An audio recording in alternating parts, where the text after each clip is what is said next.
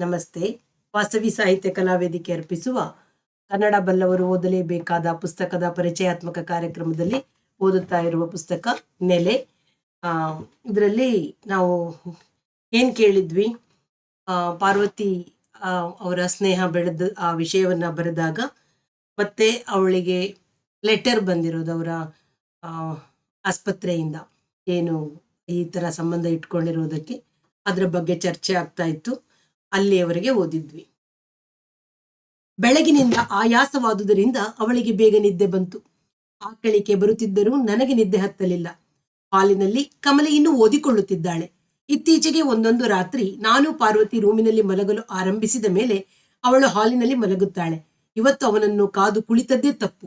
ಅವನ ಮನೆ ಎಲ್ಲಿದೆ ಅಂತ ವಿಚಾರಿಸಿ, ಎಲ್ಲಿ, ಹಾಸನಾಂಬ ಗುಡಿಯ ಆ ಕಡೆ ಎಲ್ಲೋ ಅಂತ ಯಾರೋ ಯಾವತ್ತೋ ಮನೆಗೆ ಹೋಗಿ ಅವನ ಹೆಂಡತಿ ಮಕ್ಕಳ ಎದುರಿಗೆ ಶರಟು ಹಿಡಿದು ಬೊಚ್ಚು ಬುಡಕಲು ಕೆನ್ನೆಗೆ ಎಂಬ ಮಟ್ಟಿಗೆ ಸಿಟ್ಟು ಉರಿಯಲು ಶುರುವಾಯಿತು. ಆದರೆ ಒಮ್ಮೊಮ್ಮೆ ಅವನ ನೆನಪಿಗೆ ಹಳದಿ ಕಟ್ಟಿದ ಕೋರೆ ಹಲ್ಲುಗಳ ಚಿತ್ರಕ್ಕೆ ಮನಸ್ಸಿನಲ್ಲಿ ತಿರಸ್ಕಾರ ಮೂಡುವುದು. ಆದರೂ 4 ಬಾರಿಸದಿದ್ದರೆ ನಾಯಿ ಸೂಳೆ ಮಗ ಎಂಬ ಆಲೋಚನೆ ಮರಳಿ ಬಂದಾಗ ಬಲ ಮುಷ್ಟಿ ಬಿಗಿಯಾಗುವುದು. ಕಣ್ಣು ಮುಚ್ಚಿದರೆ ಒಳಗೆ ಕಾದು ಕರಗಿ ಕೆಂಪಗೆ ಕುದಿಯುವ ಕೋಪ. ನಾಳೆ ಮಧ್ಯಾಹ್ನ 12 ಗಂಟೆ ಒಳಗೆ ಅವನ ಆಫೀಸಿನ ಹತ್ತಿರ ಸಿಕ್ಕದಿದ್ದರೆ ಮನೆಗೆ ಹೋಗಿ ಕೇಸು ಮಾಡದೆ ಬಿಡೋನಲ್ಲ ಅವನು. ಆದರೂ 4 ಬಾರಿಸಿ ಕೇಸು ಗೀಸು ಅಂದ್ರೆ ಕಾಲ್ಮುರಿತೀನಿ, ಹುಷಾರ್ ಅಂತ ಮಗ್ಗಲು ಹೊರಳಿ, ಥೂ, ಪಾರ್ವತಿ ಹೇಳಿದ್ದು ಸರಿ, ಸಿಟ್ಟು ಮಾಡ್ಕೋಬಾರ್ದು. ಈಗ ನನ್ನ ನಿದ್ದೆಯೇ ಹೋದದ್ದು. ಆದರೂ ನಾಳೆ ಬುದ್ಧಿ ಕಲಿಸಲೇಬೇಕು ಎಂಬ ಅದೇ ನಿಶ್ಚಯ. ನಡುಮನೆಯಲ್ಲಿ ಕಮಲ ದೀಪ ಆರಿಸಿ ಮಲಗಿದ ಎಷ್ಟೋ ಹೊತ್ತಿನ ಮೇಲೆ, ನಡುರಾತ್ರಿಯೂ ಕಳೆದ ಮೇಲೆ ನಿದ್ದೆ ಹತ್ತುವ ಸೂಚನೆ ಕಂಡು ಹಾಯ್ ಎನ್ನಿಸಿ ಕೈ ಕಾಲು ಮಾಂಸ ಖಂಡಗಳನ್ನೆಲ್ಲ ಸಡಿಲ ಬಿಟ್ಟು ಒಳಗೆಲ್ಲ ಕತ್ತಲು ವ್ಯಾಪಿಸಿ, ಹೌದು ಇದು ನಿದ್ದೆಯೇ ಎಂಬ ಖಚಿತವೂ ಆಗಿ ನಿದ್ದೆ ಬಂದು, ಆದರೆ ಕನಸಿನಲ್ಲೂ ನಾನು ನಾಯಿ ನಾಗರಾಜಯ್ಯನ ಕೋಟು ಹಿಡಿದು ಕೆನ್ನೆಗೆ ಹೊಡೆದು ಅವನು ನಾಯಿಯಂತೆ ಬೋ ಬೋ ಬೋ ಬೋ ಬೋ ಬೊಗಳಿ ಎಚ್ಚರವಾಗಿ ನನ್ನ ಮೇಲೆ ಕೋಪ ಬಂತು. ಇತ್ತೀಚೆಗೆ ನನಗೆ ಯಾರ ಮೇಲೂ ಇಷ್ಟು ಕೋಪ ಬಂದಿಲ್ಲ. ಎಲ್ಲ ಬಿಟ್ಟು ಈ ಹೇಗೆ ಮನುಷ್ಯನ ಮೇಲೆ ಕನಸಾಗಿ ಕೂಡ ಬರುವಷ್ಟು ಕೋಪವೋ ದ್ವೇಷವೋ ಎನ್ನಿಸಿ ನನಗೆ ಅಸಹ್ಯವಾಯಿತು. ಮರುದಿನ ಕೂಡ ಬೆಳಗ್ಗೆ 10:30 ವೇಳೆಗೆ ನನ್ನ ಕೋಣೆಯ ಬಾಗಿಲ ಹತ್ತಿರ ನಿಂತು ಕಚೇರಿಯ ಕಾಂಪೌಂಡಿನತ್ತ ನೋಡತೊಡಗಿದೆ. ಜನಗಳ ಗುಂಪು, ಕಾಗದ ಪತ್ರ ಬರೆಯುವ ಇತರ 4-5 ಜನಗಳ ಕಂಡರೆ ಹೊರತು ನಾನು ದ್ವೇಷಿಸುತ್ತಿದ್ದ ಅಲ್ಲ, ಹೇಯಿಸುತ್ತಿದ್ದ, ಥೂ, ಅವನ ವಿಷಯದಲ್ಲಿ ಮತ್ತೆಂಥ ಭಾವನೆ ಸಾಧ್ಯ ಎಂದು ನಾನೇ ಮನೋವಿಶ್ಲೇಷಣೆಯಲ್ಲಿ ತೊಡಗಿ ಅವನನ್ನು ಹೊಡೆಯದೆ ಬೈಯದೆ ಹೀಯಾಳಿಸದೆ ನನ್ನ ಪಾಡಿಗೆ ನಾನು ಸಮಾಧಾನವಾಗಿರುವುದು ಸಾಧ್ಯವಿಲ್ಲವೇ ಅಂದುಕೊಂಡೆ. ಯಾರೋ ಕಾಗದ ಕೊಳ್ಳುವವರು ಬಂದರು. ಬರೆಯಲು ತಮ್ಮೂರಿನವರನ್ನೇ ಕರೆತಂದಿರುವುದಾಗಿ ಹೇಳಿದರು. 12 ಗಂಟೆಯ ಹೊತ್ತಿಗೆ ಹಗರೆ ಚಿನ್ನಪ್ಪ ಬಂದರು. ಕಾಗದ ಪತ್ರ ಬರೆಯುವ ವೃತ್ತಿ, ವೆಂಡರಿಕೆ ಇಲ್ಲ. ಕಳೆದ 30 ವರ್ಷದ ಪರಿಚಯ. ಆಗಿನಿಂದ ಒಂದೇ ವಯಸ್ಸಿನವರಂತೆ ಇದ್ದಾರೆ. ಮುಖದಲ್ಲಿ ಸುಕ್ಕು, ಮಾಂಸಖಂಡದ ಏರಿಳಿತ, ಬೊಜ್ಜು ಬಡಕಲು ಬಣ್ಣ ಯಾವ ವ್ಯತ್ಯಾಸವೂ ಇಲ್ಲದೆ ನನ್ನಿಂದಲೇ ಕಾಗದ ಸ್ಟ್ಯಾಂಪುಗಳನ್ನು ಕೊಳ್ಳುವಂತೆ ತಮ್ಮ ಗಿರಾಕಿಗಳಿಗೆ ಹೇಳುವವರು. ನನಗೆ ಸರ್ಕಾರ ಕೊಡುವ ಕಮಿಷನ್ನಲ್ಲಿ 1/4 ಭಾಗ ಅವರಿಗೆ. ಹೇಳಲಿಲ್ವಾ ಸಮಾಚಾರ ಅವರು ಅನ್ನುವುದಕ್ಕೂ, ನಾಗರಾಜಯ್ಯನು ನೋಡಿದಿರಾ, ನಾನು ಕೇಳುವುದಕ್ಕೂ ಸರಿಯಾಗಿ ಅದನ್ನೇ ಕೇಳಲಿಲ್ವಾ ಅಂತ ನಾನಂದದ್ದು, ಸತ್ತೋಯ್ತಂತೆ ಎಂದು ಪ್ರತಿ ನುಡಿದಾಗ ನನ್ನ ಎದೆಯಲ್ಲಿ ಒಂದು ತೆರನಾದ ಏಟು, ಒಂದು ರೀತಿಯ ಹಗುರ, ಒಂದು ಬಗೆಯ ಖಾಲಿ ಒಂದೆಳೆ ಅಂತಃಕರಣಗಳೆಲ್ಲ ಬೆರೆತು ಸಣ್ಣಗೆ ತಲೆ ಸುತ್ತಿದಂತಾಯಿತು. ಬಾಗಿಲಿನಿಂದ ಹಿಂದಿರುಗಿ ಗೋಡೆ ಹಿಡಿದು ಒಳ ಬಂದು ನನ್ನ ಜಾಗದಲ್ಲಿ ಕುಳಿತ ಮೇಲೆ ನಾಗರಾಜಯ್ಯ ನನ್ನನ್ನು ಹೊಡೆದಂತಾಯಿತು. ಪಂಚೆಯ ತುದಿಯಿಂದ ಮುಖ ಒರೆಸಿಕೊಂಡೆ. ಯಾವ ನಾಗರಾಜಯ್ಯ? ಇನ್ನೊಮ್ಮೆ ಕೇಳಿದೆ. ಅಯ್ಯೋ, ನಾಯಿ ನಾಗರಾಜಯ್ಯ ಅನ್ನೋದಿಲ್ವೇ, ಅದೇ ನಮ್ ನಾಗರಾಜಯ್ಯನೇ. ನಿನ್ನೆ ಬೆಳಿಗ್ಗೆ ಕೋರ್ಟಿಗೆ ಹೋಗಿದ್ನಂತೆ. ಅಲ್ಲೇ ಬಳಲಿಕೆ ಬಂದು ನೆಲದ ಮೇಲೆ ಬಿದ್ಬಿಟ್ನಂತೆ. ಯಾರೋ ಕುದುರೆ ಗಾಡಿ ಮ್ಯಾಲೆ ಹೇರ್ಕೊಂಡು ಮನೆಗೆ ತಂದು ಹಾಕಿದ್ರು. ಎದೆ ಒಡೆದು ಪ್ರಾಣ ಬಿಟ್ಟ ಸಂಜೆ 7 ಗಂಟೆನಾಗ. ನಾನು ಮೂಕನಾಗಿ ಅವರ ಮುಖ ನೋಡುತ್ತಿದ್ದೆ. ಸಂಜೆ 7 ಗಂಟೆಗೆ ಪ್ರಾಣ ಹೋಯ್ತು. ತಗೊಂಡು ಹೋಗಿ ಹೆಣ ಸುಡೋಕೆ ಕಾಸಿಲ್ಲ, ಇನ್ನು ಮನ್ಲೇ ಇದೆ. ತಣ್ಣಗೆ ಸೆಟೆದುಕೊಂಡ ಹೆಣ. ಈಗ ತಾನೇ ಒಂದು 7-8 ಜನ ಇದ್ದೀವಲ್ಲ ಕಾಗದ ಬರೆಯೋರು. ವೃತ್ತಿ ಬಂದು ತಾನೇ ಅವನು. ತಲಾ 5-10 ಚಂದ ಹಾಕಿ ಹೆಣಕ್ಕೆ ಬೆಂಕಿ ಕಾಣಿಸಿ ಬಿಡೋದು ಅಂತ ನಾವು 3 ಜನ ಈಗ ತೀರ್ಮಾನ ಮಾಡಿದ್ವಿ. ನಾನು ಶಾಂತಿಗ್ರಾಮದ ಕೃಷ್ಣಪ್ಪ, ಹಬ್ಬನಘಟ್ಟದ ರಂಗಣ್ಣಯ್ಯ. ಈಗ ನೀವು 10 ರೂಪಾಯಿ ಕೊಡಬೇಕು. ನಾನು ಜೇಬನ್ನು ತಿರುಗಿಸಿ ನೋಡಿದೆ. 6 ಚಿಲ್ಲರೆ ಇತ್ತು. ಕಾಗದ ಸ್ಟ್ಯಾಂಪಿನ ಪೆಟ್ಟಿಗೆ ತೆಗೆದು ಬಟ್ಟೆಯ ಚೀಲದ ಬಾಯಿ ಬಿಚ್ಚಿ ಉಳಿದ 3 ಚಿಲ್ಲರೆ ಎಣಿಸುತ್ತಿರುವಾಗ ಹಗರೆ ಚಿನ್ನಪ್ಪ ಎಂದರು. ಬೆಳಗಿನಿಂದ ನಿಮ್ಗೂ ಯಾವ ಗಿರಾಕಿಯೂ ಬಂದಿಲ್ಲ. ಚಾಪಾ ಕಾಗದದ ಬಂಡವಾಳದಲ್ಲೇ ತೆಗಿತೀರಿ ಅಂತ ಅರ್ಥ ಆಯ್ತು. ಅದರಲ್ಲೇ ನಂದು 10 ರೂಪಾಯಿ ಕೊಡಿ. ನಾಳೆ ನಾಡಿದ್ರಲ್ಲಿ ಸುಳ್ಳ್ಯಾಕೆ ಹೇಳಿ, ಬರೂ ಮಂಗಳವಾರ ಪಾರ್ಟಿ ಬರುತ್ತೆ, ಕಾಗದಕ್ಕೆ ಕರ್ಕೊಂಡ್ ಬತ್ತೀನಲ್ಲ, ಅದರಲ್ಲೇ ಮುರ್ಕೊಳ್ಳೋರಂತೆ. ಚಿನ್ನಪ್ಪ ಹೋದ ಮೇಲೆ ಹೊರಗಿನ ಬೀದಿ ಕಚೇರಿ ಮುಂದೆ ಗುಂಪು, ಕೋಣೆಯೊಳಗಿನ ನೊಣ ಸೊಳ್ಳೆಗಳೆಲ್ಲ ತಣ್ಣಗೆ ನಿಶ್ಶಬ್ದವಾದವು. ಏಕಾಂತ ಪರ್ವತದ ಮೇಲಿನ ಕೊಳದಲ್ಲಿ ಮುಳುಗಿ ಕಣ್ಣು ಬಿಟ್ಟಂತೆ. ಎದೆ ಒಡೆದು ಪ್ರಾಣ ಬಿಟ್ಟನಂತೆ ಸಂಜೆ 7 ಗಂಟೆ ನಾಗ ಎಂದು ನೀರೊಳಗಿನಿಂದ ನುಡಿದಂತಾಯಿತು. ಮಡಿಸಿದ್ದ ಕಾಲುಗಳನ್ನು ನೀಡಿ ಗೋಡೆಗೊರಗಿ ಕುಳಿತೆ. ತಣ್ಣನೆಯ ನಿಶ್ಶಬ್ದ ಅಲುಗಲಿಲ್ಲ. ಎಲ್ಲೋ ಹಾಸನಾದಾಂಬ ಗುಡಿ ಹತ್ತಿರ ಎಂಬ ಅಸ್ಪಷ್ಟ ನೆನಪು ಸದ್ದಿಲ್ಲದೆ ಬಂದು ನಿಂತಿತು. ಹೆಣಕ್ಕೆ ಗತಿ ಕಾಣಿಸೋಕೆ ಮನೆಯಲ್ಲಿ ದುಡ್ಡಿಲ್ಲ. ಅಂದರೆ ಬೆವರುಗಟ್ಟಿದ ಟೋಪಿ, 2-3 ದಶಕಗಳಿಂದ ಒಂದೇ ಸವನೆ ನೇತು ಹಾಕಿದ್ದ ಕೋಟು, ಅಲ್ಲೊಜ್ಜುವ ಪುಡಿ ಇಲ್ಲದೆಯೋ ಯಾಕೋ ಮನಸ್ಸಿನ ಕತ್ತಲ ಆಳದಲ್ಲಿ ಅಪಮಾನವೋ ವಿಷಾದವೋ ನಿರುತ್ಸಾಹವೋ ನನಗೆ ಸರಿಯಾಗಿ ತಿಳಿಯದೆ ಕಪ್ಪು ಹರಡಿಕೊಳ್ಳುತ್ತಿರುವಂತೆ ಅನ್ನಿಸಿತು. ಹಾಗೆಯೇ ಹಾಸಿಗೆಯನ್ನು ಹತ್ತಿರ ಎಳೆದುಕೊಂಡು ಹೊರಗಿ ಹತ್ತಿದ ಜೋಂಪಿಗೆ ಹೊಂದಿಕೊಂಡೆ. ನಡುವೆ ಒಮ್ಮೆ ಗೊರಕೆಯಿಂದ ಎಚ್ಚರವಾದರೂ ಮತ್ತೆ ನಿದ್ದೆ ಹತ್ತಿತು. 1 ಗಂಟೆಯ ಸುಮಾರಿಗೆ ಚಿನ್ನಪ್ಪ ಬಂದು ಎಬ್ಬಿಸಿದರು. ಸೌದೆ ಗಾಡಿ ಹೋಗಿದೆ, ಹೆಣ ಎತ್ತಿದರು, ನಾವಾರೂ ಹೋಗೋಣ ಹಿಂದ್ಗಡೆ. ತೀರಾ ಪರದೇಶಿ ಹಾಗೆ ಯಾರೂ ಇಲ್ಲದೆ ಯಾಕೆ ಪ್ರಯಾಣ ಮಾಡಬೇಕು ನಾಗರಾಜಯ್ಯ? ಆಗಲಿ ಎಂದು ಮೇಲೆ ಎದ್ದೆ. ಚಾಪಾ ಕಾಗದದ ಪೆಟ್ಟಿಗೆಯಿಂದ ಇನ್ನಷ್ಟು ಚಿಲ್ಲರೆ ತೆಗೆದು ಜೇಬಿಗೆ ಹಾಕಿಕೊಂಡು ಕೋಣೆಯ ಬಾಗಿಲಿಗೆ ಬೀಗ ಹಾಕಿದೆ. ಪೆಟ್ಟಗಾನಹಳ್ಳಿ ತಾವಲ್ವೇ? 2-2.5 ಮೈಲಿ ಬಿಸಿಲು, ಒಂದು ಜಟಕ ಮಾಡಿಕೊಳ್ಳೋಣ ಎಂದರು. ಹೊಸ ಲೈನ್ನಲ್ಲಿ ಅರ್ಧ ಕಳೆದ ಮೇಲೆ ನನ್ನ ತೊಡೆಗೆ ತೊಡೆ ತಗುಲುವಂತೆ ಕುಳಿತಿದ್ದ ಚಿನ್ನಪ್ಪ ಎಂದರು. ಮೊದಲಿನಿಂದಲೂ ಬಡತನ, ಜೊತೆಗೆ ಮಕ್ಕಳು 1.5 ವರ್ಷಕ್ಕೊಂದು. ಕೊನೆಗಂತೂ ಒಪ್ಪತ್ತಿನ ಊಟಕ್ಕೂ ಇರಲಿಲ್ಲ. ಅವರ ಮಗ್ಗುಲು ಮನೆಯವರು ನಮ್ಮ ಹೆಂಗಸರು ಒಂದೇ ಊರು, ಹಂದನಕೆರೆ. ಆಯಮ್ಮ ನಮ್ಮನೆಗೆ ಬಂದಾಗ ಹೇಳ್ತಿತ್ತಂತೆ, ಇಷ್ಟಾದ್ರೂ ಅವಯ್ಯಂಗೆ ದಿನ ರಾತ್ರಿ ಹೆಂಡತಿ ಬೇಕು. 1 ದಿನ ಒಲ್ಲೆ ಅಂದ್ರೂ ಬಿಡ್ತಿರ್ಲಿಲ್ಲ. ಹೆಂಡತಿ ಬಸುರಾದ್ರೆ ಖುಷಿಯೋ ಖುಷಿ. ಇನ್ನು ಮಕ್ಕಳು ಬೇಡ ಅಂತ ಆಯಮ್ಮ ಅಂತಿರ್ಲಿಲ್ವೇ? ಗಂಡನಿಗೆ ಅಷ್ಟೊಂದು ಉಮೇದು ಇರುವಾಗ ಹೆಂಗಸ್ರು ಯಾಕೆ ಬೇಡ ಅಂತಾರೆ? ಜವರಾಯಪ್ಪನವರೇ, ಹೆಂಗಸ್ರ ಬುದ್ಧಿ ನಿಮ್ಗೆ ಗೊತ್ತಿಲ್ವಾ?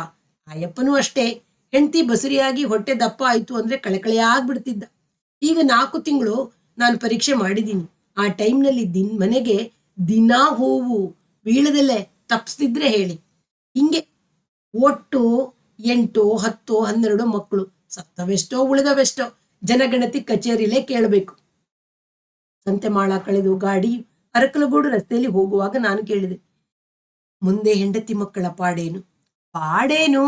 ನಾಯಿ ಮರಿಗಳಿಗಿರಲ್ವಾ? ಯಾವ್ಯಾವುದೋ ಊರಲ್ಲಿ ಯಾವ್ಯಾವುದೋ ಬೀದಿಲಿ ಹಂಚಿ ಹೋಗಿ ಹೆಂಗೋ ಬೀಳಿತಾವೆ. ನಾವು ಹೋಗುವ ಹೊತ್ತಿಗೆ ಹೆಣ ಬಂದಿತ್ತು. ಸೌದೆ ಒಟ್ಟಿದ್ದರು. ನಾಗರಾಜಯ್ಯನ ಗಂಡು ಮಕ್ಕಳು 5 ಜನ. 20 ವರ್ಷದಿಂದ 5ನೇ ವಯಸ್ಸಿನ ತನಕ ಯಾರಿಗೂ ರಕ್ತ ಮಾಂಸ ಪುಷ್ಟಿ ಇಲ್ಲ. ಅಪ್ಪನಂತೆಯೇ ಸೀಕಲ ಖ್ಯಾತ, ಮೈಕಟ್ಟು. ಬಂದಿದ್ದರು. ಮಂತ್ರ ಹೇಳೋ ಜೋಯಿಸರು ಇದ್ದರು. ದುಡ್ಡು ತೆಗೆದುಕೊಂಡು ಗಾಡಿಯವನು ವಾಪಸ್ ಹೋದ. ಮಂಟಪವನ್ನು ಬಿಟ್ಟರೆ ನೆರಳಿಲ್ಲ. ನೆರಳೇ ಬೇಕೆಂದರೆ ರಸ್ತೆಯ ಮರ ಹುಡುಕಿಕೊಂಡು ಹೋಗಬೇಕಿತ್ತು. ನಾನು ಒಂದು ಮೂಲೆಯಲ್ಲಿ ಬಿಸಿಲಿನಲ್ಲಿ ಕುಳಿತೆ. ಗಾಡಿಯಲ್ಲಿ ವಾಪಸ್ ಹೋದರೂ ಆಗುತ್ತಿತ್ತು. ಈ ಚಿನ್ನಪ್ಪ ಕರೆದರು ಅಂತ ನಾನು ಬಂದದ್ದು. ಉಳಿದ ಯಾವ ಲೆಕ್ಕಣಿಗರೂ ಬಂದಿಲ್ಲ. ನಾನಾದರೂ ತಕ್ಷಣ ಯಾಕೆ ಒಪ್ಪಿಕೊಂಡು ಬಂದೆ? ಬಂಧುವೆ, ಸ್ನೇಹಿತನೇ?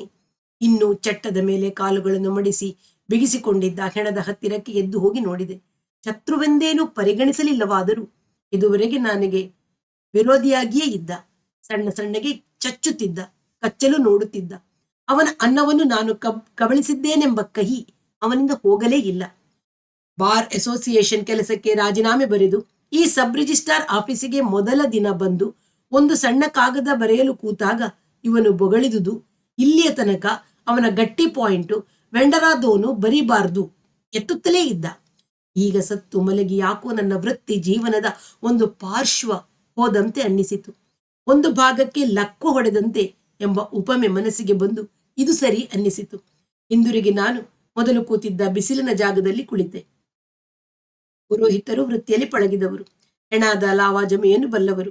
ಚಕಚಕನೆ ಎಕ್ಸ್ಪ್ರೆಸ್ ರೈಲಿನಂತೆ ವೇಗವಾಗಿ ನಡುವೆ ಎಷ್ಟೋ ಸ್ಟೇಷನ್ಗಳನ್ನು ಬಿಟ್ಟು ಕೊನೆಯ ಘಟ್ಟಕ್ಕೆ ಬರುತ್ತಿದ್ದರು. ನನ್ನ ಕಣ್ಣು ಎದುರಿನ ಕಲಾಪವನ್ನು ನೋಡುತ್ತಿದ್ದರು, ಕಿವಿಯು ಕೇಳುತ್ತಿದ್ದರು. ಕಣ್ಣು ಕಿವಿಗಳಿಗೆ ಮಂದವಾದ ಎಣ್ಣೆ ತುಂಬಿದಂತಾಗಿ ಹೊರಗಿನ ಘಟನೆಗಳಿಗೂ ಒಳಗಿನ ವ್ಯಾಪಾರಕ್ಕೂ ಸಂಬಂಧವಿಲ್ಲದಂತೆ ಆಗಿತ್ತು. ಒಳಗೆಲ್ಲ ಶೂನ್ಯವಾಗಿರುವಂತೆ, ಕಣ್ಣು, ಕಿವಿ, ಮೂಗು, ನಾಲಗೆ, ಚರ್ಮಗಳ ಸುದ್ದಿ ಸಂಪರ್ಕವನ್ನು ಗುರುತಿಸಿ ವ್ಯವಸ್ಥೆಗೊಳಿಸುವ ಶಕ್ತಿ ತಪ್ಪುತ್ತಿರುವಂತೆ, ನೀರಿಗೆ ಅದ್ದಿದ ಸಿಡಿಮದ್ದಿನ ಶಕ್ತಿಯು ತನಗೆ ತಾನೇ ವ್ಯಯವಾಗಿ ಹೋಗುವಂತೆ ಅನ್ನಿಸತೊಡಗಿತು. ನಾನು ಈ ಸ್ಮಶಾನದ ನೆಲದ ಮೇಲೆ ಮಡಿಸಿ ಕೂತಿದ್ದೇನೆ. ಕೂತಿರುವ ಶರೀರ ಇಲ್ಲೇ ಇರುವಾಗ ಒಳಗಿನ ಎಂಥದ್ದೋ ಹಗುರವಾದಂತಹ ನಾನು ಗಾಳಿಯಲ್ಲಿ ತೇಲಿ ಮೇಲೆಲ್ಲೋ ಹೋಗುತ್ತಿದ್ದೇನೆ. ಕೆಳಗುಳಿಯುವ ನನಗೆ ಪ್ರಜ್ಞೆ ಉಳಿಯದೆ, ಪ್ರಜ್ಞೆಯ ಶಕ್ತಿಯೂ ಉಳಿಯದೆ, ಪ್ರಜ್ಞೆ ಉಳಿದಿಲ್ಲವೆಂಬ ಪ್ರಜ್ಞೆಯೂ ಉಳಿಯದೆ, ಅದು ಏನೂ ಇಲ್ಲವಾಗಿ ಮೇಲೆ ಹೋಗುವ ನನಗೆ ಯಾವ ಪ್ರಜ್ಞೆಯೂ ಇರದ ಅಮೂರ್ತತೆಯೊದಗಿ, ಅದೂ ಕೂಡ ಉಳಿಯದೆ, ಯಾವುದೂ ಉಳಿಯದೆ, ದೂರದ ಬಿಸಿಲ ಝಳ ನೀರಿನಂತೆ ಕಾಣುವ ಮನಸ್ಥಿತಿಯಾಗಿ ಇದೇನು ತಲೆ ಸುತ್ತಿ ಬರುತ್ತಿದೆಯೋ, ನೆತ್ತಿಯ ಒಳಗೆ ಏನಾದರೂ ವ್ಯತ್ಯಯವಾಗುತ್ತಿದೆಯೋ ಎಂಬ ಅನುಮಾನ ಉಂಟಾದ ಸ್ಥಿತಿಯಲ್ಲಿ ಹೆಣವನ್ನು ಸೌದೆಯ ಒಟ್ಟಲಿಗೆ ಏರಿಸಿ ಬೆಂಕಿ ಇಟ್ಟದ್ದು ಕಾಣಿಸಿತು. ಸ್ವಲ್ಪ ಹೊತ್ತಿಗೆ ಚಟಚಟನೆ 4 ಕಡೆಯಿಂದ 8 ಕಡೆಯಿಂದ ಸುತ್ತಲೂ ಹಳದಿ ಜ್ವಾಲೆ ಆವರಿಸಿ ತಲೆ ಬೋಳಿಸಿಕೊಂಡಿದ್ದ ಮಕ್ಕಳೆಲ್ಲ ಬಿಕ್ಕಿ ಬಿಕ್ಕಿ ಅಳತೊಡಗಿ, ಯಾಕೆ ಅಳುತ್ತಾರೆ? ಇನ್ನು ಮುಂದೆ ಒಪ್ಪತ್ತಾದರೂ ತಂದು ಹಾಕುವ ದುಡಿಮೆಗಾರ ಇಲ್ಲವಾಗುತ್ತಿದ್ದಾನೆಂದೇ ನಾನು ಇದ್ದಕ್ಕಿದ್ದಂತೆಯೇ ಸತ್ತಿರುವ ಭಾವ ಆವರಿಸಿತು. ಬೆಂಕಿ ಹಚ್ಚಿದ ಮೇಲೂ ಕಲಾಪ ಉಂಟೋ ಇಲ್ಲವೋ ತಿಳಿಯದ ಚಿನ್ನಪ್ಪ ಹತ್ತಿರ ಬಂದು ಭುಜ ಹಿಡಿದು ಆಡಿಸಿ, ಯಾಕೆ ಜವರಾಯಪ್ಪನವರೇ, ಕೂಗಿದರೆ ಕೇಳಲಿಲ್ವಾ? ನಡೀರಿ ಹೋಗೋಣ ಎಂದಾಗ ಅರ್ಥವಾಗದೆ ಸತ್ತ ಕಣ್ಣುಗಳನ್ನು ಬಿಟ್ಟುಕೊಂಡು ನೋಡಿದೆ. ಯಾಕೆ ಹುಷಾರಿಲ್ವಾ ಎಂದು ಬಗ್ಗಿ ಹಣೆ ಮುಟ್ಟಿದ ಅವರು, ಜ್ವರಪರ ಏನೂ ಇಲ್ಲ, ಹೇಳಿ ಎಂದರೆ ಪಕ್ಕದಲ್ಲಿರುವುದು ಚಿನ್ನಪ್ಪ. ಏನೋ ಹೇಳುತ್ತಿದ್ದಾರೆ, ಏನೆಂಬುದು ತಿಳಿಯುತ್ತಿಲ್ಲ ಎಂಬ ಅರಿವಾಗಿ ಬಾಯಿ ತೆರೆದೆ. ಚಿನ್ನಪ್ಪ ನನ್ನ ಕೈ ಹಿಡಿದು ಎಬ್ಬಿಸಿ ನಿಲ್ಲಿಸಿದರು. ನಾಗರಾಜಯ್ಯನ ಹೆಣಕ್ಕೆ ಬೆಂಕಿ ಹತ್ತಿಸಿದ ಮೇಲೆ ನನಗೇಕೆ ಹಾಗಾಯಿತು? ನನಗೆ ವಾಸ್ತವವಾಗಿ ಆದದ್ದಾದರೂ ಏನು ಎಂದು ಬಹಳವಾಗಿ ಯೋಚಿಸುತ್ತಿದ್ದೇನೆ. ನನಗೆ ಆದದ್ದು ತಲೆ ಸುತ್ತಲ್ಲ, ಕಳಲಿಕೆಯಲ್ಲ, ಬರೀ ಪ್ರಜ್ಞೆ ತಪ್ಪುವುದಲ್ಲ. ಇವುಗಳ ಸ್ವರೂಪವೇನೆಂದು ನನಗೆ ಅನುಭವದಿಂದ ಗೊತ್ತು. ಅವನನ್ನು ನಾನು ಈ ಹಿಂದೆ ತಿರಸ್ಕರಿಸುತ್ತಿದ್ದೆ, ಅಸಹ್ಯಿಸುತ್ತಿದ್ದೆ. ಆದರೆ ಅವನನ್ನು ಸುಟ್ಟ 2 ದಿನದ ಮೊದಲಿನಿಂದ ದ್ವೇಷಿಸುತ್ತಿದ್ದೆ. ಸ್ಮಶಾನಕ್ಕೆ ಹೋಗುವಾಗ ನನ್ನ ಮನಸ್ಸಿನಲ್ಲಿದ್ದುದು ಬರೀ ಸಂತಾಪವಲ್ಲ, ಅನುಕಂಪ ಕನಿಕರಗಳಲ್ಲ. ಪ್ರಿಯರು ಸತ್ತಾಗ ವಿಯೋಗದ ವ್ಯಥೆಯಾಗುತ್ತದೆ. ನಾಗರಾಜಯ್ಯನಂತಹ ಶತ್ರು ಸತ್ತಾಗ ಸಂತೋಷವಾಗಬೇಕಾದದ್ದು ಸಹಜವಲ್ಲವೇ?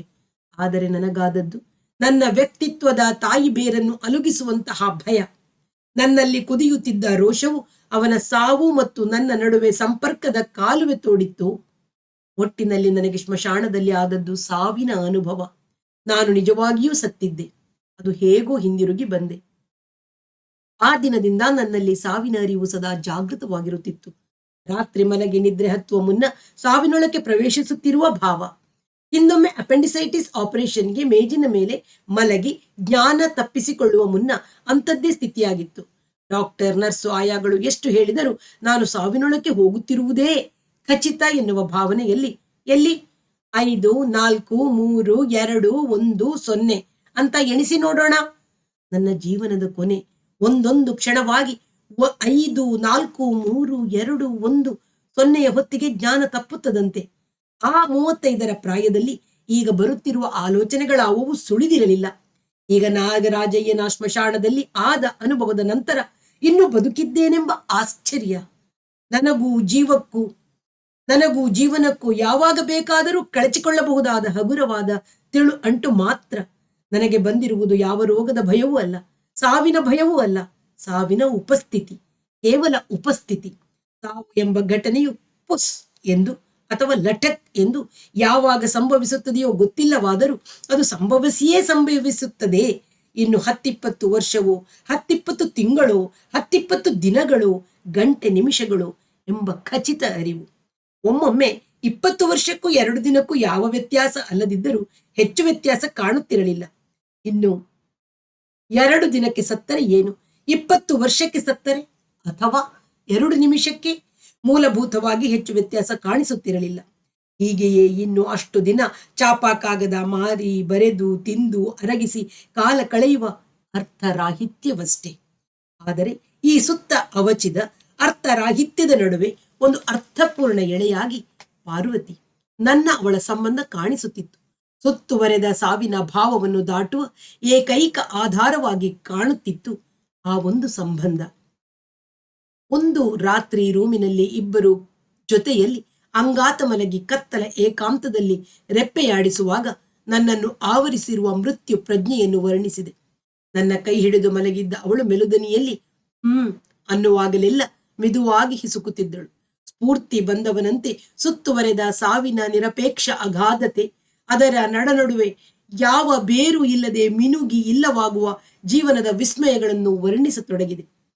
ಅರೆ ಆಯುಷ್ಯದಲ್ಲಿ ಸಾಯಲಿ, ಪೂರ್ಣಾಯುಷ್ಯ ಬದುಕಿ ಸಾಯಲಿ, ಒಟ್ಟಿನಲ್ಲಿ ಜೀವನಕ್ಕೆ ಗೊತ್ತು ಗುರಿಗಳೆಂಬುದಿಲ್ಲ ಎಂಬ ನನ್ನ ಹೊಸ ಅನ್ನಿಸಿಕೆಯನ್ನು ವಿವರಿಸಿದಾಗ ಇತ್ತ ಹೊರಳಿ ತನ್ನ ಬಲಗೈಯಿಂದ ನನ್ನ ಭುಜವನ್ನು ತಬ್ಬಿ ಹಿಡಿದು ನನ್ನನ್ನು ಕಾಡಿರುವ ಸ್ಥಿತಿ ಇದು.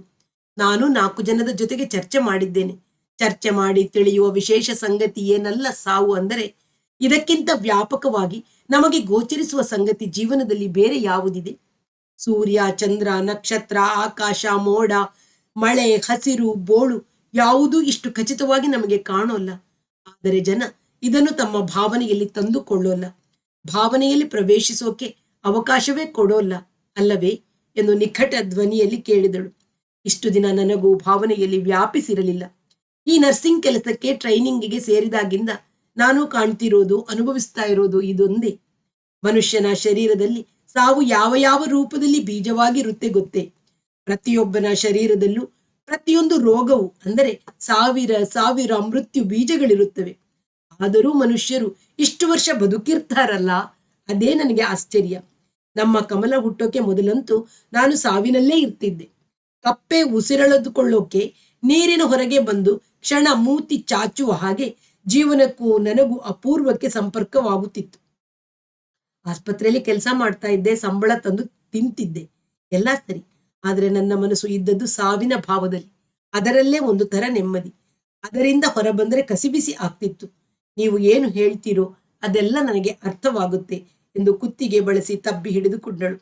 ನಾನು ಕತ್ತಲೆಯಲ್ಲೇ ತಲೆಯಾಡಿಸಿದೆ. ನಾನು ಮತ್ತು ಅವಳು ಇನ್ನಷ್ಟು ಹತ್ತಿರ ಬಂದಂತೆ ಗೊತ್ತಾಗದ ಅಗಾಧತೆಯಲ್ಲಿ ಇಬ್ಬರು ಪಾಲುಗೊಂಡಂತೆ ಎನ್ನಿಸಿ ಗಾಯಕ್ಕೆ ಮುಲಾಮು ಬಳಿದಂತೆ ಹಿತವೆನ್ನಿಸಿತು. ಸಾವು ಅನ್ನುವುದೇ ದಟ್ಟವಾದ ಕಪ್ಪು ಹಿನ್ನೆಲೆ, ಅದರ ಮೇಲೆ ಬೇರೆ ಬೇರೆ ಬಣ್ಣವಾಗಿ ಮೂಡುವ ಚಿತ್ರ ನಮ್ಮ ಜೀವನ ಅಂದರೆ ಅವಳು ಹೇಳಿದ ಮಾತು ಸಂಪೂರ್ಣ ನಿಜವೆನ್ನಿಸಿತು. ಆದರೆ ಈ ಬಣ್ಣಗಳು ಯಾವ ಕ್ಷಣದಲ್ಲಿ ಬೇಕಾದರೂ ತಮ್ಮ ರೂಪ ಕಳಕೊಂಡು ಕಪ್ಪಾಗಿ ಬಿಡಬಹುದು ಎಂದು ಅವಳು ಉಪಮೆಯನ್ನು ಪೂರ್ಣಗೊಳಿಸಿದಾಗ ನನಗೆ ಇನ್ನಷ್ಟು ಹಿತವಾಯಿತು.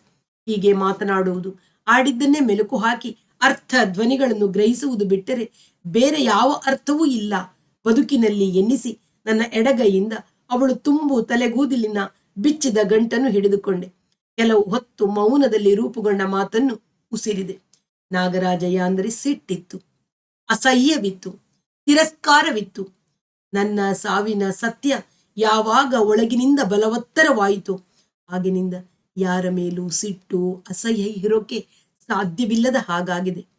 ಅವನೊಬ್ಬನ ಮೇಲೆ ಅಲ್ಲ, ಯಾರ ಮೇಲೂ ನನಗರ್ಥವಾಗುತ್ತದೆ.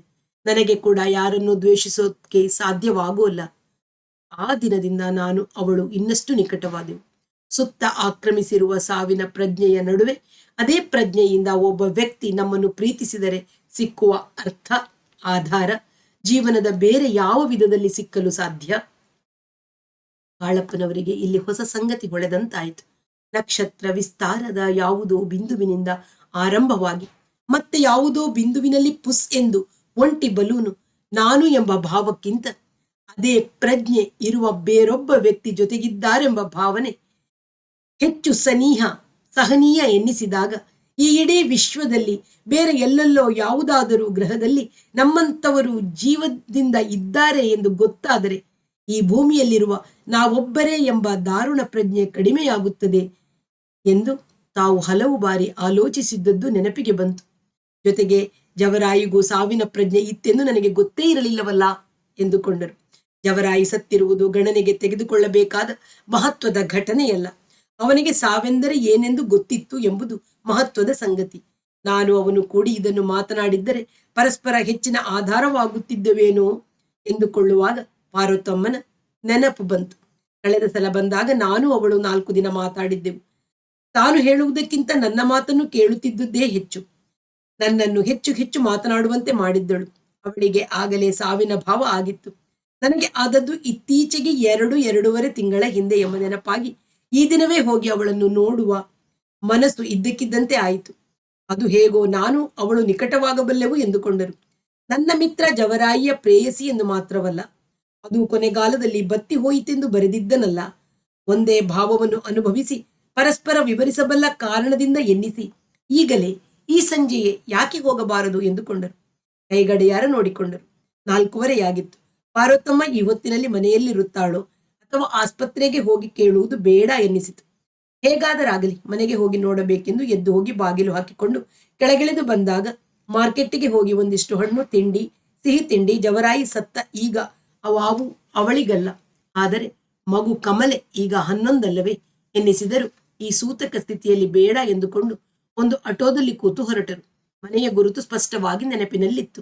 ಪಾರ್ಕ್ನಿಂದ ಬಲಕ್ಕೆ ತಿರುಗಿ ನೇರವಾಗಿ ಹೋದರೆ ದೊಡ್ಡ ಹಲಸಿನ ಮರಗಳಿರುವ ಮನೆಯಿಂದ ಮುಂದಕ್ಕೆ ಬಲಕ್ಕೆ ತಿರುಗಿ ಸೇಂದಿ ಕಾಂಟ್ರಾಕ್ಟರ್ ವಸಂತರಾಜ್ ನಾಟಕದ ಸೀನರಿ ಮನೆಯಂತ ಬಣ್ಣ ಬಣ್ಣದ ಮನೆಯ ಮುಂದೆ 2ನೇ ತಿರುವಿನಲ್ಲಿ ಆಟೋ ನಿಲ್ಲಿಸಿದರು.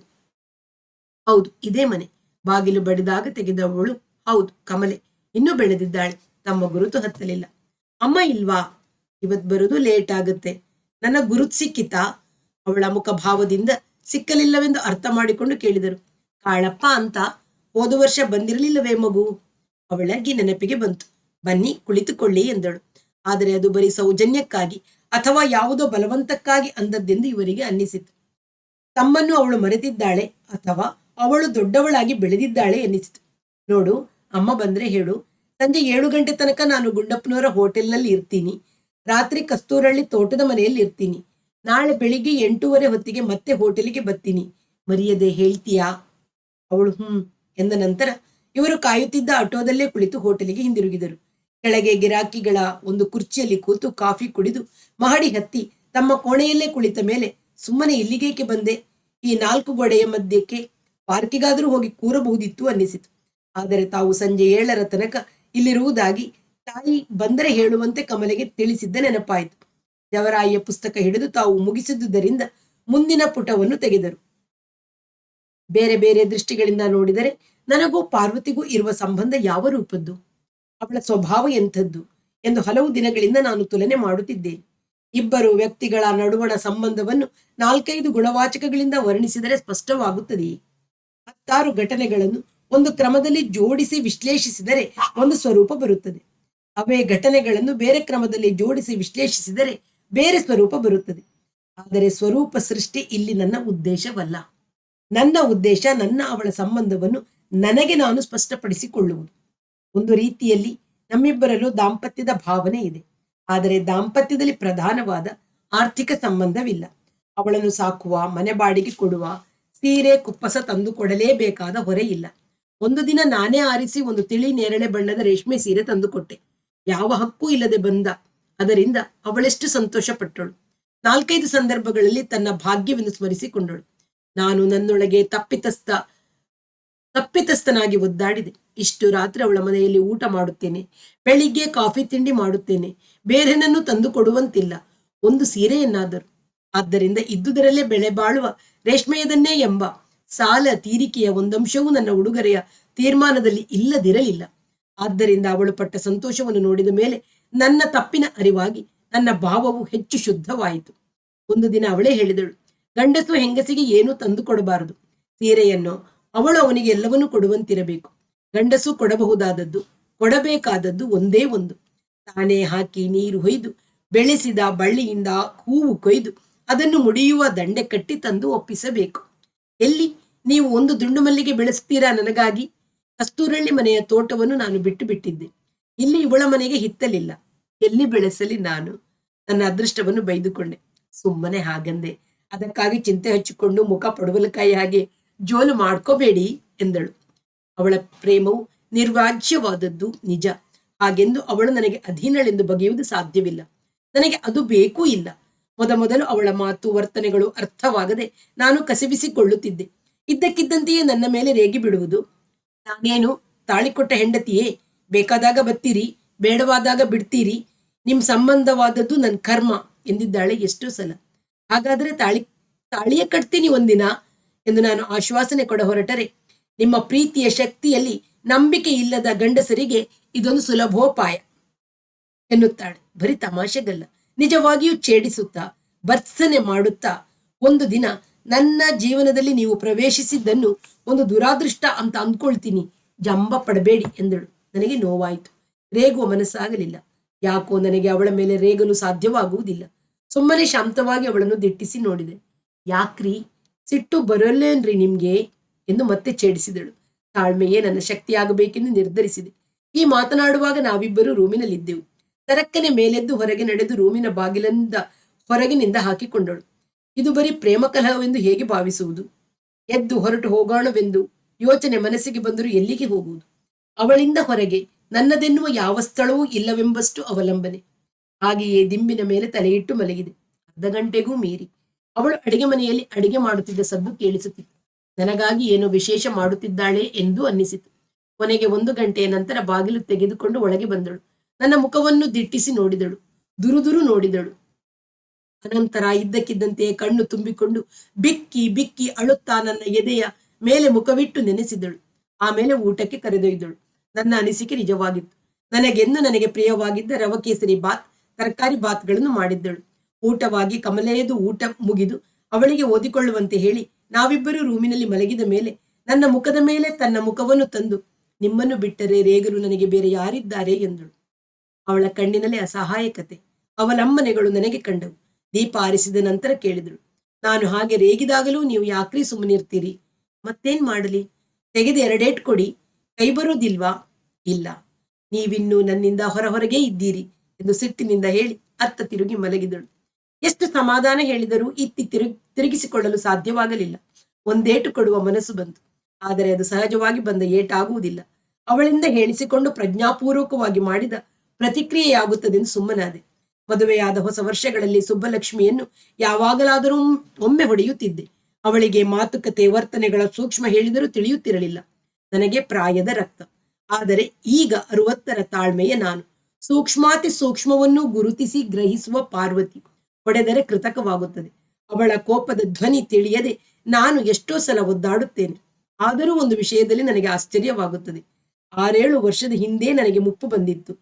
ಇವಳ ಸಂಸರ್ಗವಾದ ನಂತರ ಪ್ರಾಯ ಮರು ಚಿಗುರಿದೆ. 25ರ ಹುಚ್ಚು ಉದ್ರೇಕವಿಲ್ಲದಿದ್ದರೂ ಆತ್ಮವಿಶ್ವಾಸದ ಕಸುವಿನ ತಾಳಿಕೆ ಇದೆ. ನಾನು ಒಂದು ಸಂಗತಿಯನ್ನು ಗಮನಿಸಿದ್ದೇನೆ. ಸಿಟ್ಟು, ಸೆಡವು, ಕೋಪತಾಪಗಳೇನಿದ್ದರೂ ನನ್ನ ಮೇಲೆ ಮಾತ್ರ ತೋರಿಸುತ್ತಾಳೆ. ಆಸ್ಪತ್ರೆಯಲ್ಲಿ ಇವಳಷ್ಟು ತಾಳ್ಮೆಯುಳ್ಳ ದಾದಿ ಬೇರೊಬ್ಬರಿಲ್ಲ ಎನ್ನುವ ಹೆಸರು ಸಂಪಾದಿಸಿದ್ದಾಳೆ. ಇವಳ ಮೇಲೆ ವೈದ್ಯರಿಗೆ, ಸಹೋದ್ಯೋಗಿಗಳಿಗೆ ಇವಳ ತಾಳ್ಮೆಯ ಬಗ್ಗೆ ಸಂಪೂರ್ಣ ನಂಬಿಕೆ ಇದೆ. ಎಂಥ ನಸನಸೆಯ ರೋಗಿಯ ಮೇಲೆ ಕೂಡ ಒಮ್ಮೆಯೂ ರೇಗುವುದಿಲ್ಲ. ನನ್ನ ಇವಳ ಸಂಬಂಧವು ಈ ರೂಪ ತಾಳುವವರೆಗೆ ಇವಳಿಗೆ ಕೋಪ ಬರುವುದಾದರೂ ಸಾಧ್ಯವೆಂಬ ಕಲ್ಪನೆಯು ನನಗೆ ಬರಲು ಸಾಧ್ಯವಿರಲಿಲ್ಲ. ಒಂದು ದಿನ ಇವಳೇ ಹೇಳಿದ್ದಳು, ನೀವು ಸಿಕ್ಕುವ ಮೊದಲು ಒಮ್ಮೊಮ್ಮೆ ಕಮಲೆಯ ಮೇಲೆ ರೇಗುತ್ತಿದ್ದೆ. ನೀವು ಬಂದು ಅವಳ ಬೈಗುಳು ತಿನ್ನುವುದನ್ನು ತಪ್ಪಿಸಿದಿರಿ. ಒಂದೊಂದು ಸಲ ಹೊಡಿತನೂ ಇದ್ದೆ. ಹಾಗಾದ್ರೆ ನನ್ನನ್ನು ಹೊಡೆದು ಬಿಡು. ನಾನು ಅಂದೆ, ನಿಮಗೆ ಅದೂ ಆಗತ್ತೆ. ನೀವೇನು ನನ್ನನ್ನು ಸಾಕಿ ಬೆಳೆಸಿದ ಅನ್ನದಾತರು ಅಂತ ತಿಳ್ಕೊಂಡಿದ್ದೀರಾ ಎಂದು ಚುರುಕಾಗಿಯೇ ಜಗಳ ತೆಗೆದಳು. ಹಾಗೆಂದು ಜಗಳವೇ, ಅದು ಏಕಮುಖಿಯಾದದ್ದು. ನನ್ನ ಅವಳ ಸಂಬಂಧದ ರೀತಿಯಲ್ಲ.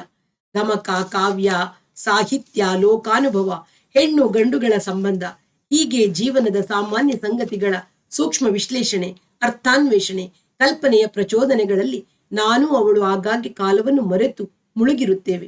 ಅವಳು ಜಗಳವಾಡುವುದು ಎಷ್ಟು ಕ್ಷಿಪ್ರವೋ ಅನಿರೀಕ್ಷಿತವೋ ಅಷ್ಟೇ ಸುಲಭವಾಗಿ ನಾವಿಬ್ಬರು ವಿವೇಚನೆ ಅನ್ವೇಷಣೆಗಳಲ್ಲಿ ತೊಡಗಿರುತ್ತೇವೆ. ಆಗ ಹೊಸ ಜಗತ್ತನ್ನು, ಜೀವನದ ಹೊಸ ಅರ್ಥವನ್ನು ಕಂಡುಕೊಂಡ ಉನ್ನತ ಉತ್ತೇಜಿತ ಭಾವ ತುಂಬಿ ಬರುತ್ತದೆ. ನನ್ನ ಇವಳ ಸಂಬಂಧದಲ್ಲಿ ಕಮಲೆಯು ಒಂದು ಮುಖ್ಯ ಅಂಶವಾಗಿದ್ದಾಳೆ. ನಾನು ಬರಿದೇ ಗಮಕಕ್ಕೆ, ಕಾವ್ಯವಾಚನಕ್ಕೆ ಅಲ್ಲಿಗೆ ಹೋಗುತ್ತಿದ್ದ ಹೊಸದರಲ್ಲಿ ಕಮಲೆ ನನ್ನ ವಿಷಯದಲ್ಲಿ ಸ್ನೇಹವನ್ನು ತೋರಿಸಿದಳು. ತಾಯಿ ಹೇಳಿಕೊಟ್ಟಂತೆ ಅಂಕಲ್ ಎಂದು ಬಾಯಿ ತುಂಬ ಅನ್ನುತ್ತಿದ್ದಳು. ನನ್ನ ಮತ್ತು ಅವಳ ತಾಯಿಯ ಸಂಬಂಧ ನಿಕಟವಾದಂತೆ ಮುನಿಸು ತೋರಿಸಲು ಆರಂಭಿಸಿದಳು. ನಾವಿಬ್ಬರು ಮಾತನಾಡುತ್ತಾ ಕೂತರೆ ಸಾಕು, ನಡುವೆ ಸುಮ್ಮನೆ ಅಳಲು ಪ್ರಾರಂಭಿಸುವಳು. ತಾಯಿ ಮುದ್ದಿಸಿ ಕೇಳಿದರೆ ಹೊಟ್ಟೆ ನೋವೆನ್ನುವಳು. ಎಲ್ಲಿ ನೋಯುತ್ತೆ, ಯಾವ ಜಾಗದಲ್ಲಿ ಎಂದು ಮುಟ್ಟಿ ಹಿಸುಕಿ ಕೇಳಿದರೆ ಅಲ್ಲಲ್ಲ, ಅಲ್ಲೂ ಇಲ್ಲ ಎನ್ನುವಳು. ಹಾಗಾದ್ರೆ ಈ ಮಾತ್ರೆ ನುಂಗು ಎಂದು ತಾಯಿ ಮಾತ್ರೆ ಕೊಡ ಹೋದರೆ ನನಗೆ ಬೇಡ ಎಂದು ಅಳುವಳು. 2 ದಿನದಲ್ಲಿ ಅದು ತಾಯಿಗೆ ಅರ್ಥವಾಯಿತು. ಅವಳ ಮುಖದಲ್ಲೂ ತಪ್ಪಿತಸ್ಥೆಯ ಭಾವ. ಒಂದು ರಾತ್ರಿ ಅವಳು ರೂಮಿನಲ್ಲಿ ಮಲಗಿದ್ದಾಗ ನಾವಿಬ್ಬರು ಹಾರ್ಮೋನಿಯಂ ಶ್ರುತಿಯಲ್ಲಿ ಪಸರಿಸಿತು ಮಧುಮಾಸ ಹಾಡುತ್ತಾ ಆ ಭಾವದಲ್ಲಿ ಒಂದಾದ ಮೇಲೆ ನಮ್ಮಿಬ್ಬರ ಸಂಬಂಧವು ನಿರ್ದಿಷ್ಟ ರೂಪ ತಾಳಿದ ನಂತರ ಅವಳು ಹೇಳಿದಳು, ನೀವು ಬಂದು ನನ್ನ ಅಮ್ಮನನ್ನು ಕಿತ್ತುಕೊಂಡಿರುವ ಭಯ, ನನಗೆ ನಿಮ್ಮಿಂದ ಅನ್ಯಾಯವಾಗಿರುವ ಮುನಿಸು ಅವಳಲ್ಲಿ ಉಂಟಾಗಿದೆ. ನೀವು ಪ್ರಯತ್ನ ಪಟ್ಟು ಅವಳ ಸ್ನೇಹ ಸಂಪಾದಿಸಬೇಕು. ಅವಳ ಸೂಚನೆಯು ನನಗೆ ಹುಕುಂ ಆಯಿತು. ಮಲತಾಯಿಯ ಮನೆಗೆ ಬಂದ ಮೇಲೆ ಒಂಟಿ ಮನೆಯಲ್ಲಿದ್ದ ತಂದೆಯೂ ದೂರ ಹೋದಂತಾಗಿ ಒಳಗೆ ದುಃಖಿಸುವ ಮಗುವಿನ ಸ್ಥಿತಿಯಾಗಿರಬಹುದೇ ಕಮಲೆಗೆ ಎಂಬ ರೀತಿಯ ದೋಷಪ್ರಜ್ಞೆಯೂ ನನ್ನಲ್ಲಿ ಉಂಟಾಯಿತು. ಅದುವರೆಗೆ ರಾತ್ರಿಯ ವೇಳೆ ರೂಮಿನಲ್ಲಿ ಅವಳನ್ನು ತಾಯಿಯ ಜೊತೆಯಲ್ಲಿ ಮಲಗಿಸಿಕೊಳ್ಳುತ್ತಿದ್ದಳು. ಅನಂತರ ಒಂದೊಂದು ರಾತ್ರಿ, ಆಮೇಲೆ ಪ್ರತಿ ರಾತ್ರಿ ನಾನು ಅಲ್ಲಿ ಮಲಗಲು ಆರಂಭಿಸಿದ ನಂತರ ಅವಳಿಗೆ ನಿದ್ರೆ ಬರುವ ತನಕ ತಾಯಿಯೂ ಜೊತೆಯಲ್ಲಿದ್ದು ಅನಂತರ ನನ್ನ ಹಾಸಿಗೆಗೆ ಎದ್ದು ಬರುವ ವ್ಯವಸ್ಥೆ ಮಾಡಿಕೊಂಡೆವು. ಆದರೆ ನಾವು ಜೊತೆಯಲ್ಲಿ ಮಲಗುತ್ತಿದ್ದುದು ಕಾಮ ತೃಪ್ತಿಗಾಗಿ ಅಲ್ಲ, ದೇಹ ಮನಸ್ಸುಗಳ ನಿಕಟ ಸಾಮೀಪ್ಯದಲ್ಲಿ, ಕತ್ತಲಿನ ನಿರಾತಂಕ ಸ್ವಾತಂತ್ರ್ಯದಲ್ಲಿ ಎರಡು ಮನಸ್ಸುಗಳು ವಿಸ್ತರಿಸುವಷ್ಟು ದೂರ ಮಾತನಾಡಲು. ತಾಯಿ ಎದ್ದು ಇಲ್ಲಿಗೆ ಬಂದದ್ದು ಹುಡುಗಿಯ ನಿದ್ದೆಯ ಸುಪ್ತ ಪ್ರಜ್ಞೆಗೆ ತಿಳಿದು ಅಮ್ಮ ಎಂದು ಕೂಗುತ್ತಿದ್ದಳು. ಸರಕ್ಕನೆ ಎದ್ದು ಹೋಗಿ, ಪುಟ್ಟಿ, ಬಚ್ಚಲ ಮನೆಗೆ ಹೋಗಿದ್ದೆ, ನಿದ್ದೆ ಮಾಡು ಎಂದು ತಾಯಿ ಸಮಾಧಾನ ಮಾಡಬೇಕು. ಹೀಗೆ 2-3 ಸಲ ಆದ ಮೇಲೆ ಒಂದು ದಿನ, ನೀನು ಮೊದಲು ಮಲಗಿದ ಮೇಲೆ ಬಚ್ಚಲ ಮನೆಗೆ ಹೋಗುತ್ತಿರಲಿಲ್ಲ ಎಂದಳು. ಕೊನೆಗೆ ತಾಯಿ ಯೋಚಿಸಿ ನಿಶ್ಚಯಿಸಿ ಅದರಂತೆ ಮಾಡಿದಳು. ಮಗು, ನೀನು ದೊಡ್ಡ ಮಗುವ ಹುಡುಗಿ ಆಗುತ್ತಿದ್ದೀಯ. ಹಾಲಿನಲ್ಲಿ ಒಬ್ಬಳೇ ಮಲಕೋ, ರೂಮಿನಲ್ಲಿ ನಾನು ಅಂಕಲ್ ಮಲಗುತ್ತೀವಿ. ನೇರವಾಗಿ ಹೇಳಿದ ಮಾತಿನಿಂದ ಮಗುವಿಗೆ ಪ್ರತಿ ಉತ್ತರ ಹೊಳೆಯಲಿಲ್ಲವೋ ಅಥವಾ ಧೈರ್ಯ ಬರಲಿಲ್ಲವೋ ಪಾರ್ವತಿ ನನ್ನೊಡನೆ ಅಂದಳು. ಅಮ್ಮ ಕಳ್ಳತನ ಮಾಡುತ್ತಿದ್ದಾಳೆಂಬ ಭಾವನೆ ಅವಳಲ್ಲಿ ಬರುವುದು ಬೇಡ. ನಮ್ಮ ಸಂಬಂಧ ಅವಳಿಗೆ ತಿಳಿದಿರಲಿ. ಆ ದಿನದಿಂದ ನಾನು ಪಾರ್ವತಿ ಹೆಚ್ಚು ಹತ್ತಿರವಾದಂತೆ ನನಗೆ ಅನ್ನಿಸಿತು. ಜೊತೆಗೆ ನನ್ನ ಮತ್ತು ಕಮಲೆಯ ಸಂಬಂಧಕ್ಕೆ ನಾವಿಬ್ಬರೂ ಗುರುತಿಸಿ ಸ್ವೀಕರಿಸಬೇಕಾದ ಒಂದು ನಿರ್ದಿಷ್ಟ ಸ್ವರೂಪ ಬಂತು. ನಾನು ಅವಳ ಕೈಯಲ್ಲಿ ಮಾತನಾಡಲು ಪ್ರಯತ್ನಿಸುತ್ತಿದ್ದೆ, ಕತೆ ಹೇಳಲು ಹೋಗುತ್ತಿದ್ದೆ, ಹಾಡು ಹೇಳಿಕೊಡಲು ಮುಂದಾಗುತ್ತಿದ್ದೆ. ಎಷ್ಟೋ ಸಲ ಪಾರ್ವತಿ ಇಲ್ಲದಾಗ ಮನೆಯಲ್ಲಿ ನಾನು ಕಮಲೆ ಇಬ್ಬರೇ ಇರುತ್ತಿದ್ದೆವು. ಆಗ ನಾನೇ ಅವಳ ಓದನ್ನು, ಚಿತ್ರ ಬರೆಯುವುದನ್ನು, ಶಾಲೆಯ ವಿಷಯವನ್ನು ಕುರಿತು ಮಾತನಾಡುತ್ತಿದ್ದೆ. ಅವಳ ಕ್ಲುಪ್ತವಾಗಿ ಎಷ್ಟೋ ಅಷ್ಟು ಉತ್ತರ ಹೇಳಿ ಮುಗಿಸುತ್ತಿದ್ದಳೆ ಹೊರತು ಬೆಳೆಸುವ ನನ್ನ ಉತ್ಸಾಹಕ್ಕೆ ಪೂರಕಳಾಗಿರುತ್ತಿರಲಿಲ್ಲ. ಪ್ರೀತಿ ಬೆಳೆತ ಹೋದರೆ ಮೌನಿಯಾಗಿ ದೂರ ನಿಲ್ಲುವ ಮಗುವಿನಿಂದ ನೋವು ತಿನ್ನುವ ಮಲತಾಯಿಯಂತಾಗಿತ್ತು ನನಗೆ. ಕೊನೆಗೆ ನಾನು ಪ್ರಯತ್ನವನ್ನು ನಿಲ್ಲಿಸಿ ಮೌನಿಯಾದೆ. ದಿನಕ್ರಮೇಣ ಅವಳೇ ಹೊಂದಿಕೊಳ್ಳುತ್ತಾಳೆ, ಹೊಸ ವಾಸ್ತವತೆಯ ಒತ್ತಡಕ್ಕೆ ಹೊಂದಿಕೆಯನ್ನು ಬೆಳೆಸುತ್ತದೆ ಎಂದು ಸಮಾಧಾನ ಮಾಡಿಕೊಂಡೆ. ನಮ್ಮಿಬ್ಬರ ಸಂಬಂಧದ ಪ್ರೀತಿ ರಾಹಿತ್ಯವು ಪಾರ್ವತಿಗೆ ಗೊತ್ತಿತ್ತು. ಒಂದು ದಿನ ಕಮಲೆ ಶಾಲೆಗೆ ಹೋಗಿದ್ದಾಗ ನನ್ನ ಮೇಲೆ ರೇಗಿದಳು. ಅದು ಚಿಕ್ಕ ಹುಡುಗಿ, ಅದರ ಮನಸ್ಸನ್ನು ಗೆಲ್ಲುವ ಪ್ರಯತ್ನ ನೀವು ಮಾಡೋದೇ ಇಲ್ಲ. ನೀವ್ಯಾಕೆ ಮಾಡಬೇಕು? ನಿಮಗೆ ಬೇಕಾದದ್ದು ನಾನು, ನನ್ನ ಜೊತೆಗೆ ಏಕಾಂತ. ನನ್ನ ಮಗು ನಿಮಗೇನಾಗ್ಬೇಕು? ಎಲ್ಲ ಗಂಡಸರ ಯೋಗ್ಯತೆಯೂ ಒಂದೇ. ನನಗೆ ನಿಜವಾಗಿಯೂ ನೋವಾಯ್ತು. ನನಗೆ ತಾಳ್ಮೆ ಇದೆ ಅಂತ ನೀನು ಅತಿ ಮಾತಾಡ್ತೀಯ ಎಂದು ಹೇಳಿ ಚಪ್ಪಲಿ ಮೆಟ್ಕೊಂಡು ಹೊರಬಂದೆ. ಚಾಪಾ ಕಾಗದದ ಕೋಣೆಯಲ್ಲಿ ಆ ದಿನ ತುಂಬ ಗಿರಾಕಿಗಳಿದ್ದರು. ನನ್ನ ಮನಸ್ಸು ಘಾಸಿಯಾಗಿತ್ತು. ಇನ್ನು ಅಲ್ಲಿಗೆ ಕಾಲಿಡುವುದಿಲ್ಲವೆಂಬ ಕಲ್ಪನೆಯಲ್ಲಿ ಅವಳನ್ನು ಶಿಕ್ಷಿಸುತ್ತಿದ್ದೆ. ಆದರೆ ಸಂಜೆ ಗಿರಾಕಿಗಳೆಲ್ಲ ಹೋಗಿ ಎದುರಿನ ತಾಲೂಕಾಫೀಸು, ಸಬ್ ರಿಜಿಸ್ಟ್ರಾರ್ ಕಚೇರಿಗಳ ಬಾಗಿಲು ಹಾಕಿದ್ದಾಗ ಅವಳು ನೇರವಾಗಿ ಆಸ್ಪತ್ರೆಯಿಂದ ಬಂದು ಚಾಪಾ ಕಾಗದದ ಕೋಣೆಯನ್ನು ಹೊಕ್ಕಳು. ನನ್ನೆದುರು ಕೂತು ಭುಜ ಹಿಡಿದು ಕೇಳಿದಳು, ನಾನು ಅತಿ ಮಾತಾಡಿದ ನಿಜ, ನೀವ್ಯಾಕೆ ನನ್ನನ್ನು ಹಿಡಿದು 2 ಹೊಡೆಯಲಿಲ್ಲ? ಹೀಗೆ ಯಾಕೆ ಹೊರಟು ಬಂದಿರಿ? ನಾನು ಮಾತನಾಡಲಿಲ್ಲ. ಮೌನವಾಗಿ ಶೂನ್ಯವಾಗಿ ಅವಳ ಮುಖವನ್ನೇ ದಿಟ್ಟಿಸುತ್ತಾ ಕುಳಿತೆ. ದೃಷ್ಟಿ ಯುದ್ಧದಲ್ಲಿ ಸೋಲಬಾರದೆಂಬಂತೆ ಅವಳು ನನ್ನ ಕಣ್ಣುಗಳನ್ನು ಎದುರಿಸಿದಳು. ಕೊನೆಗೆ ಕಟ್ಟೆಯೊಡೆದಂತೆ ಅಳುತ್ತಾ, ನನ್ನ ಕಷ್ಟ ಅರ್ಥ ಮಾಡಿಕೊಳ್ಳೋರು ಯಾರೂ ಇಲ್ಲ. ನಿಮ್ಮ ಗಂಡಸಿನ ಅಹಂಕಾರ ಉಳಿಸಿಕೊಂಡ್ರೆ ಸಾಕು ನಿಮ್ಗೆ ಎಂದಳು. ನನ್ನ ನೆಟ್ಟ ದೃಷ್ಟಿಯಲ್ಲಿನ ಶೂನ್ಯ ಕಳೆದು ಅವಳ ಕಣ್ಣೀರು ಪ್ರತಿಫಲಿಸತೊಡಗಿತು. ಅನಂತರ ಎದ್ದು ಚಪ್ಪಲಿ ಮೆಟ್ಟುಕೊಂಡು ಕೋಣೆಯ ಬಾಗಿಲು ಹಾಕಿ ಅವಳೊಡನೆ ಅವಳ ಮನೆಗೆ ನಡೆದೆ. ಎಂಬಲ್ಲಿ ಆ ಪುಟ ಮುಗಿದು ಮುಂದಿನ ಪುಟ ತಿರುಗಿಸುವಾಗ ಕಾಳಪ್ಪನವರ ಮನಸ್ಸು ಪಾರ್ವತಿಯ ಕೋಪದ ಒಳದನಿಯನ್ನು ಗ್ರಹಿಸಲು ಪ್ರಯತ್ನಿಸುತ್ತಿತ್ತು. ಇಂತಹ ವಿಷಯದಲ್ಲಿ ನನ್ನದಕ್ಕಿಂತ ಜವರಾಯಿಯ ಗ್ರಹಿಕೆ ಹೆಚ್ಚು ಪಳಗಿದುದು ಎಂದು ಏನನ್ನೋ ಹಿಡಿಯಲು ನಿಧಾನವಾಗಿ ಪ್ರಯತ್ನಿಸುತ್ತಿರುವಾಗ ರೂಮಿನ ಬಾಗಿಲು ಟಕ್ಕಿಸಿದ ಸದ್ದಾಯಿತು. ಪಾರ್ವತಮ್ಮನೇ? ಹೌದು ಎಂದು ತಕ್ಷಣ ಅನ್ನಿಸಿತು. ಎಸ್ ಎಂದು ಕೂಗದೆ ತಾವೇ ಎದ್ದು ಹೋಗಿ ಬಾಗಿಲು ತೆಗೆದರೆ, ಹೌದು, ಆಕೆ 1 ವರ್ಷದ ಹಿಂದೆ ನೋಡಿದಂತಿಲ್ಲ. ತಲೆಯೆಲ್ಲ ಮುದಿ ಬಿಳುಪಾಗಿ, ಮುಖದ ಕಳೆ ಒಳ ಇಂಗಿ, ಕಣ್ಣುಗಳು ಆಳಕ್ಕೆ ಇಳಿದುಕೊಂಡಿವೆ. ಆಸ್ಪತ್ರೆಯಿಂದ ಮನೆಗೆ ಬಂದು ಮಗಳು ಹೇಳಿದ ತಕ್ಷಣ ಅದೇ ಬಿಳಿ ಸೀರೆ, ದಪ್ಪ ಹರಳುಗಂಟಿನ ವೇಷದಲ್ಲಿ ಓಡಿ ಬಂದಿದ್ದಾಳೆ ಎನ್ನಿಸಿತು. ಬನ್ನಿ ಬನ್ನಿ ಎಂದು ಒಳಗೆ ಕರೆದು ಇವರು ಮಂಚದ ಮೇಲೆ ಕುಳಿತರು. ಸೋಫಾದ ಮೇಲೆ ಕುಳಿತ ಅವಳಿಗೆ ಮಾತು ತಿಳಿಯಲಿಲ್ಲ. ಇಬ್ಬರು ಮೌನವಾಗಿ 2 ನಿಮಿಷ ಒಬ್ಬರನ್ನೊಬ್ಬರು ನೋಡಿದ ನಂತರ ಅವಳು ಹೇಳಿದಳು, ಮಂಗಳವಾರವಲ್ಲವೇ ನೀವು ಬಂದಿದ್ದು? ಈಗ ಶುಕ್ರವಾರ ಸಂಜೆ. ಇಷ್ಟು ದಿನವಾಯ್ತೆ ನನ್ನ ನೆನಪು ಬರೋಕೆ? ಇವರಿಗೆ ಜವರಾಯಿ ಬರಹದಲ್ಲಿ ವರ್ಣಿಸಿದ್ದ ಇವಳ ಕೋಪದ ಗುರುತು ಹತ್ತಿತು. ಕಳೆದ ವರ್ಷ ತಾವು ಬಂದಾಗ ಇವಳ ಮನೆಯಲ್ಲಿ 4-5 ದಿನ ಹಗಲು ಕೂತು ಮಾತಾಡಿದಾಗ ಈಕೆಗೆ ಸಿಟ್ಟೆಂಬುದು ಉಂಟು ಎಂಬ ಕಲ್ಪನೆಯೂ ಬರಲು ಸಾಧ್ಯವಾಗಿರಲಿಲ್ಲ. ಈಗ ಅವಳ ಧ್ವನಿ, ಕಣ್ಣು ಮತ್ತು ಇಡೀ ಮುಖಭಾವವು ಎಷ್ಟು ಹರಿತವಾಗಿದೆ ಎಂದುಕೊಳ್ಳುತ್ತಿರುವಾಗ ಅವಳೇ ಹೇಳಿದಳು, ಇವಳಿಗೆ ಹೇಗೆ ಗೊತ್ತಾಯಿತು ಅನ್ನುವ ಪತ್ತೆದಾರಿಯಲ್ಲಿ ನೀವು ಬುದ್ಧಿ ಖರ್ಚು ಮಾಡೋದು ಬೇಡ. ದೇವಿರಮ್ಮ ಅಂತ ಒಬ್ಬ ಮಿಡ್ ವೈಫ್ ದಿನ ಕಸ್ತೂರಳ್ಳಿಯಿಂದ ಬರ್ತಾಳೆ.